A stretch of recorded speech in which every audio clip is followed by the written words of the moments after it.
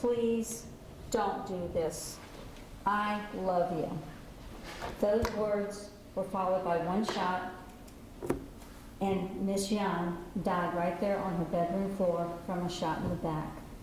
Now, how do we know her last words, and how do we know what happened? Well, downstairs, she had a neighbor, Travonia Ward. Now, Miss Ward had gotten up around 1 o'clock in the morning because she had to feed her 9-month-old baby. And while she was getting the bottle ready, she heard what she describes as angry, stomping, heavy steps going up the stairs. She then hears what sounds like the door being busted into. And then she hears those angry steps stomping down the hallway towards the bedroom. And again, she knows this because that's the layout of her apartment. No words, no discussion. She hears one shot that sounds like a shot. And then she said, and this is in her 911 call, that it sounded like whoever stomped up those steps and busted through that door and stomped down that hallway, shot once, and then snatched Miss Young out of the bed and threw her on the floor. And she said it sounded like her face was smushed into the carpet because she was standing underneath that in her bedroom, and that's when she heard Miss Young say, please, please, don't do this, and then she heard that shot. Now, at this point, she's on the call to 911. You'll hear the call, you'll hear from Miss Ward, but she'll tell you that at this point, Miss Young is not saying anything. She no longer hears her, but she can hear babies crying. And she can hear those heavy footsteps still walking around with the babies crying. So she's on the phone to 911, and she's telling them what she hears. And she will tell you that at this point, she's scared. I mean, she thinks she's heard someone get shot. She's heard, she can still hear the footsteps. So she calls 911, but then when she's done with them and they hang up, she calls her boyfriend and she's like, you gotta come get me. I don't want to be here. I'm scared, because she was living there along with her baby.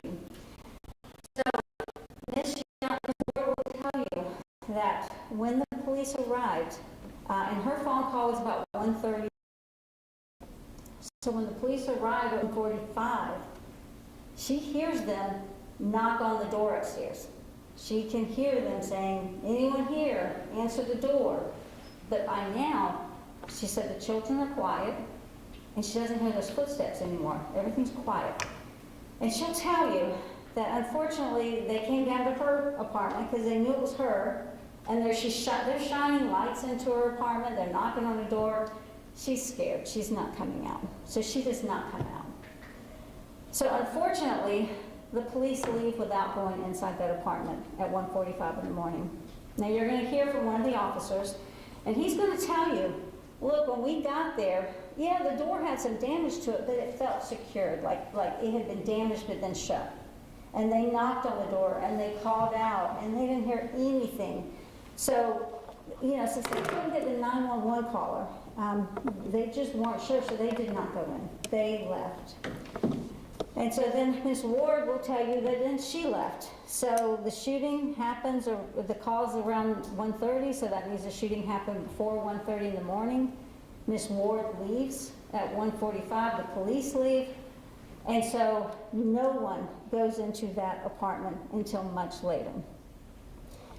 Now, when you hear the evidence, and I'm going to go through the evidence with you right now, you're going to see that the evidence is going to show you that the only person that had the motive, had the opportunity, and had the consciousness of guilt to have done this crime and then tried to hide it is the man seated before you right now, Mr. Armstrong.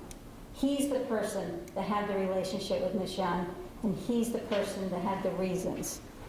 Now, Miss Olivia Young is going to tell you that, and this is Tasheka Young's mother, and she's going to testify, and she's going to tell you that she had dinner with her daughter Friday night and her 2 children, 3-year-old Bursey Jr., or Bursey II, and then 12-month-old Bailey Armstrong. So they had dinner Friday night. About 8 p.m. they left to go home and start their little bathing procedures and get ready for bed. And she's going to tell you that on Saturdays, she doesn't bother her daughter because she feels like that's her day off, that's her day with the family, the children. So she normally will not call them. She normally will not go over there. Even though they're very close, she lets Saturday be her daughter's family time. So she said, she's going to tell you, it wasn't unusual that I would not have reached out to her on Saturday. Well, about 4:15 p.m., she's going to tell you that she noticed that she had a missed call from Bursey Armstrong. And she's going to tell you, we don't have that kind of relationship. He doesn't call me. He doesn't text me. We don't do that. Well, so she calls him back, and then he texts her and says, have you heard from your daughter? I can't reach her. Can you have her call me? So she then tried to call her daughter, and there was no answer. And she told her husband, she goes, something's wrong, we gotta go over there. So even though she normally wouldn't on a Saturday, she drives over with her husband. She's gonna tell you she walked up the stairs, she saw the busted door, but it was kind of quasi-secured, like the officer's gonna tell you. She tried her key wasn't working right, but then she realized she could just push open the door. So she pushed open the door. She's walking into the apartment, and she's screaming, Tasheka, Tasheka, where are you? No answer. So she runs into the bathroom first, she doesn't see anything, and then she runs into her daughter's bedroom. And she sees her daughter covered in blood on the floor, and she'll tell you that she was cold to the touch. And she has 12-month-old Bailey is sitting next to her dead mother, holding her hand. She's covered in her pink little blanket. And Bursey II is sitting on his mom's bed, which is also covered in blood. He's got his little blanket on the bed, and he's just shaking like a leaf. So she calls 911, and they come, and they start the investigation. But by the time she gets to the apartment, so the defendant calls her at 4:15 in the afternoon. By the time she gets over there, it's about 5:15 p.m. So keep in mind, the shots were heard before 1:30 in the morning, and now it's 5:15 p.m. And we know that children were in that apartment when Miss Young was shot because the downstairs neighbor could hear them crying. So the police arrive, they start their investigation, and guess who just shows up? Mr. Armstrong, demanding to know what's going on. I need answers. What's going on? So the police detain him. And they say, take him, and we're going to interview him. That's why they detain him, because they want to know some answers. They have questions for him. So while they're interviewing him now, so they leave the scene and they go start an interview with him, there's going to be crime scene detectives who are collecting the evidence. There's some casings. There's 2 casings, which, again, Ms. Ward's going to tell you she thought she heard 2 shots. And they see in the pillow on the bed, it's had some blood, and it had a hole in it, and when they dug into that pillow, they found some projectiles from a bullet. So they collected all that, they took some pictures, and you'll see some of those. Well, when they're interviewing, that first interview, what does the defendant tell them? Oh, we are a happy family. Although I live in Connecticut for my job, I come visit once a month, we're happy, we're going to get married, we're going to be a family. And they asked him, they said, and he goes, oh, just look at my phone, you'll see, we're a happy family. So he consents to them looking at his phone, so they take his phone. And he said, they asked him, did you have a gun? No, I don't have a gun. I bought a gun about a year ago. It was a Glock 43X, but it got stolen. It got stolen in January. This shooting was in July. So I didn't have a gun. So like, okay, so, you know, they're doing their start of an investigation, they're interviewing him. Well, while they're interviewing him, the phone download, the texts come back. Well, it's not the happy picture that he portrayed to them. Some of the texts going back and forth between Tasheka Young and this defendant the few days up to the murder were things like, oh, well, I see you're single now. I see your social status on social media is single. And what's up with you hiding me? And he admitted in the interview that what she was referring to is he had taken all of her pictures on social media and archived them. So if someone looked at his social media, they didn't see Miss Young. They saw single Bursey Armstrong.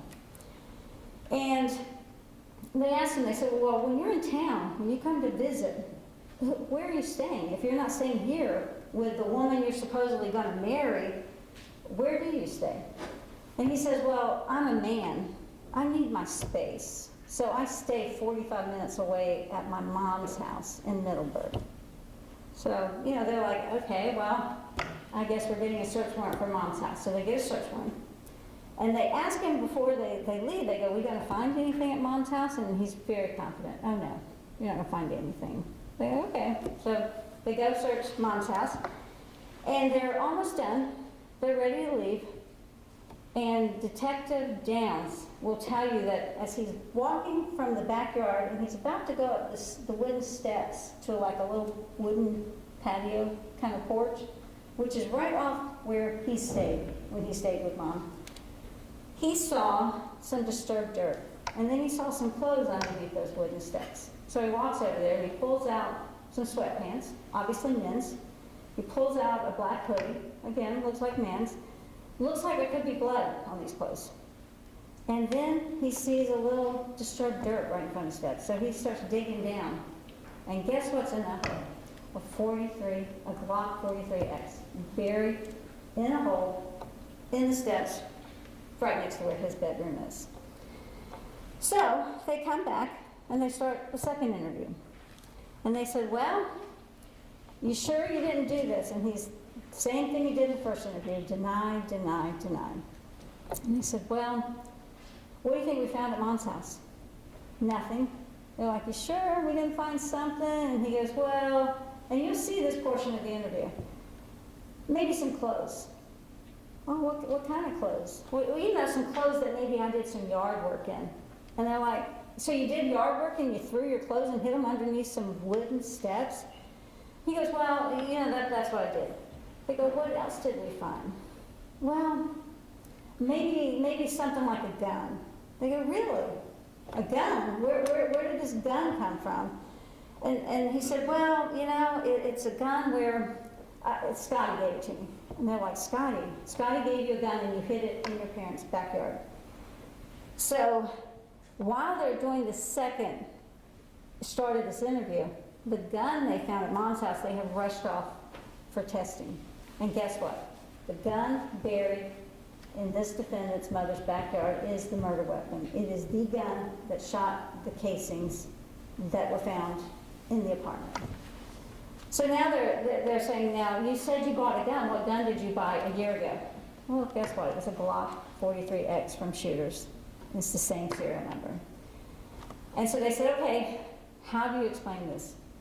We've got clothes that look like your clothes that you say you hid there, and you got a gun that you bought that's in your name, and it's the murder weapon, and it was buried in the backyard. How do we explain this? He goes, well, this is what happened. Let me tell you. I know I said that it was stolen in January, but then recently, on this visit, I found it again in the apartment. I think Miss Young stole the gun from me, and then I stole it back from her. And they're like, okay, so you're saying the gun you said was stolen in January, she really stole it, and now you're stealing it back. Well, what do you do with this stolen gun that you now find that's yours? Well, see, I was outside, and I was getting ready to leave to go back to my mom's house, and I saw Scotty in the parking lot. No, I don't know Scotty's last name, but Scotty, and he wasn't sure. Scotty could be a black male, he could be maybe, I think he said, maybe an Arabian man. He wasn't really clear on what Scotty was or looked like. But Scotty asked me, could he borrow my gun for $100? And I said, sure. So the gun that was his, that he bought, that he just now says he found again, he lost to this guy he has no idea who he is for $100. So this was a week before the murder. This was on Saturday before Saturday when she was killed. And they said, well, how did you get this gun back? How did your gun that was used to kill your pregnant girlfriend, how did it wind up in your mother's backyard? And he said, well, Scotty decided, and he goes, I think Scotty is like, he's got this site, maybe Scotty Beam or something. He called me or he social media'd me or texted me, and he said, I'm ready to return your gun. And he drove supposedly all the way 45 minutes to Middleburg to return his gun that he had bought, he'd loaned for $100. And he said, well, I think he was driving an old car, maybe a Cavalier. Well, guess what? the records were checked on his phone, and we're gonna have a phone analyst talk to you and testify. There's no call from a Scotty, no Scotty anything. But he says, well, that's what happened. Scotty decided just coincidentally, around noontime after his pregnant girlfriend had been killed, he decided to drive 45 minutes to return the gun. And they said, well, did you ask Scotty what happened with this gun? And he goes, no, I just assumed something bad would happen. And you'll see in this interview, he goes back and forth. The clothes are mine. No, the clothes are his. No, the clothes are mine. So he's inconsistent throughout this interview. Now, what's going to be very interesting is after the Scotty story, and he's all over the place and he's being inconsistent, the detective said, you know what, we're done. You know, you buried the clothes with blood on it. You buried the murder weapon. It's your pregnant girlfriend. You're being charged with murder. And they said, we're going to go do the paperwork, and then leave him alone in the interview room.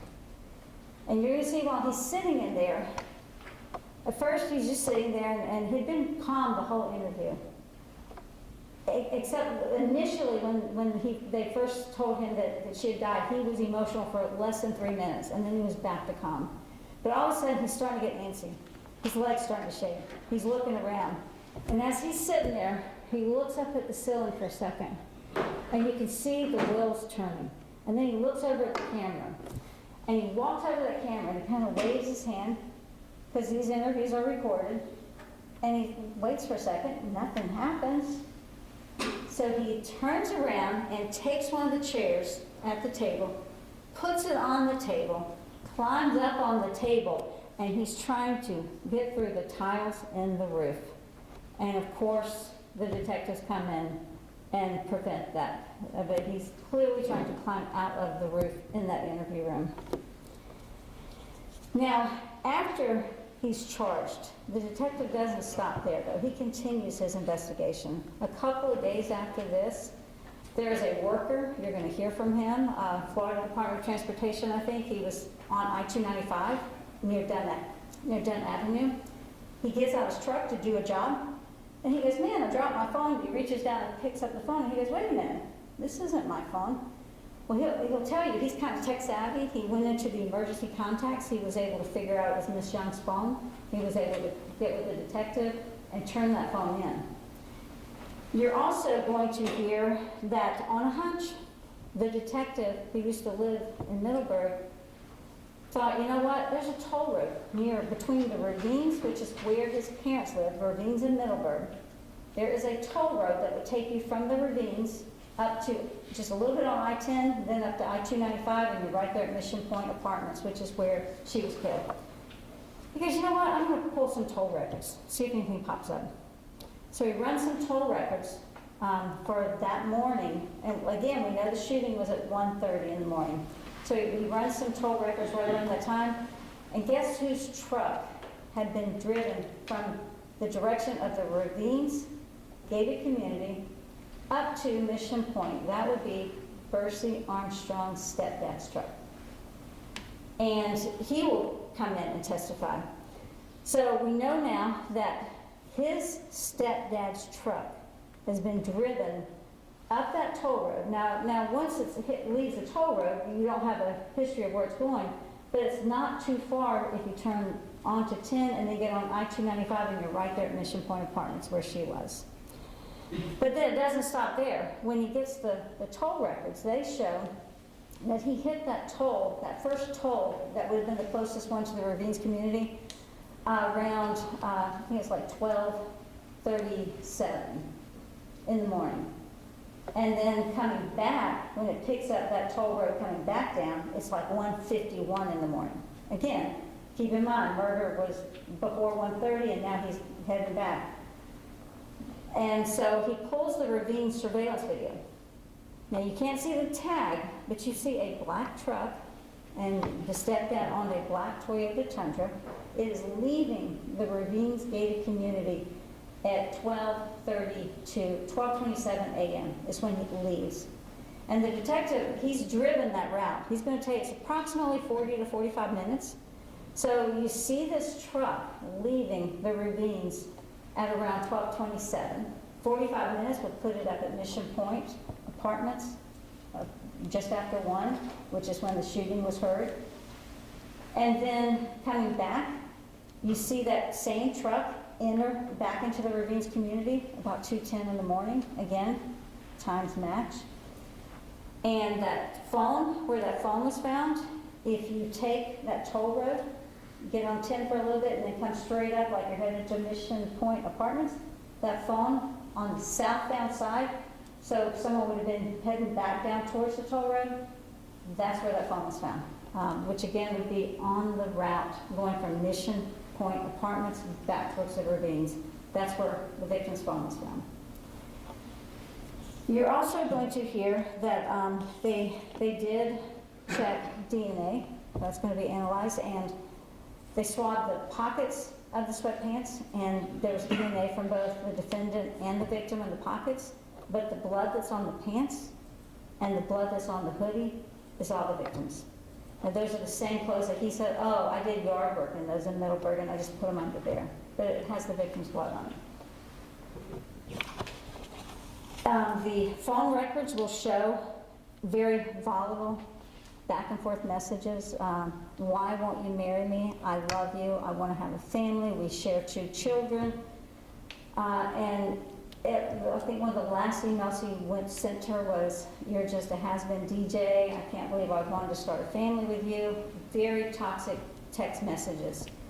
But what is interesting, and the analysts will tell you this, is the phone. Because keep in mind, during that first interview, the detective's going to tell you that this man was very confident. You're going to find that my phone was in Middleburg when this murder happened. Well, it was. The analyst is going to tell you that, so the last text message between Ms. Young and this defendant was almost at midnight. At 12:15 a.m., his phone, the defendant's phone, goes dormant, as if it's still on, but it's been just kind of turned over. But keep in mind, 12:15, the phone goes dormant. 12:27, you see the truck leaving the community. That phone is dormant until 2:15 in the morning, when that truck comes back in around 2:10 or 2:12. So once that truck is back in the neighborhood, all of a sudden, guess what? His phone is active and he's scrolling. And so what's the first thing he scrolls around 2:15 in the morning? Are you still mad at me? You're not responding? What's wrong? And then he does something that's very interesting. Their phone and text history shows that they were not callers. They texted, they did social media, they didn't call. And all of a sudden, he tries to call her like 20 times, right in a row. Now keep in mind, he told the detectives, oh, my phone's not going to show. My phone's going to show I was there and I wasn't involved. And then you're going to have like I said, where he tried to climb out of the interview room and he hid the evidence. After you see all the evidence and you hear all the testimony, and you're going to see the casings that match the murder weapon, you're going to see the bloody clothes that match the victim's DNA, you'll see the second interview, you'll hear about the text from his phone. All of that is consistent with the fact that this man had the motive. He had 2 children with a woman that he did not want to marry, and she wanted to marry, and she's now pregnant with their 3rd child. He had the opportunity, because he could use his stepdad's truck, he could get over there, he had the murder weapon, and he had the consciousness of guilt. After he left the homicide, he threw her phone out, he came home, he hid the clothes, he hid the murder weapon, and then he tried to escape from the interview room. I'm confident after you hear all that you will return a verdict of guilty as charged to both count 1, the murder of Tasheka Young, and count 2, when she died, you're going to hear from the medical examiner that her unborn child died, and so count 2 would be for her unborn child. Thank you. All right, thank you, Ms. Moises. All right, Mr. Fletcher, defense attorney? Thank you, Judge. Please support. Yes. Counsel. Good afternoon, ladies and gentlemen. The Constitution in this country makes criminal cases very simple. The state bears the burden of proof. If they don't prove it, beyond a reasonable doubt, you must acquit. Throughout the course of this trial, the state will call witnesses, and I will question them after the state goes. At the end of the trial, if Mr. Armstrong chooses to become a witness on his own behalf, then you will hear from him. If the state fails to prove this case beyond a reasonable doubt to you, in here, beyond a reasonable doubt, we will ask you to acquit him. Thank you. All right, ladies and gentlemen, that is going to be it for today. I know it's been a long day for you all. You've been here early to begin with jury selection, so we will be reconvening tomorrow at 9 o'clock, as I advised you previously, again in courtroom 405, not here in 307, where we will begin the state's case in chief with its witnesses. I'm going to ask that you leave your notepads behind. We're going to lock them, secure them. We'll return them tomorrow to you when we reconvene. But otherwise, we will be in recess for today. With a reminder, you're not to talk about this case among yourselves or with anyone else. Thank you very much.